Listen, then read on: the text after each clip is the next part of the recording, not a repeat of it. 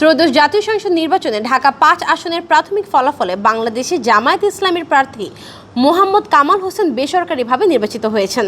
দাঁড়িপাল্লা প্রতীকে মোহাম্মদ কামাল হোসেন পেয়েছেন ৯৬,৬৪১ ভোট। তার নিকটতম প্রতিদ্বন্দ্বী বিএনপি মনোনীত ধানের শীষ প্রতীকের প্রার্থী মোহাম্মদ নবীউল্লাহ পেয়েছেন ৮৭,৪৯১টি ভোট।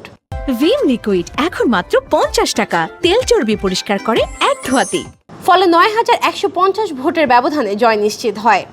অন্য প্রার্থীদের মধ্যে ইসলামী আন্দোলনে বাংলাদেশের মোহাম্মদ ইব্রাহিম হাতপাখা প্রতীকে পেয়েছেন ১৪,২০৬টি ভোট। এই আসনে পোস্টাল ভোট সহ ১৫১টি ভোট কেন্দ্রে ভোট গ্রহণ অনুষ্ঠিত হয়। মোট ভোটার ছিলেন ৪,১৯,৯৯৬ জন।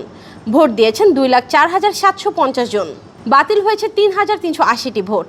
বৈধ ভোট দাঁড়ায় ২,০১,৩৭০টি। ভোটের হার ছিল প্রায় ৪৯%। সারুলিয়ার নিউ টাউনের বাসিন্দা কামাল হোসেন পেশায় একজন ব্যবসায়ী। তিনি জামায়াতে ইসলামী ঢাকা মহানগরী দক্ষিণের সহকারী সেক্রেটারি এবং কেন্দ্রীয় মজলিসে শুরার সদস্য হিসেবে দায়িত্ব পালন করছেন।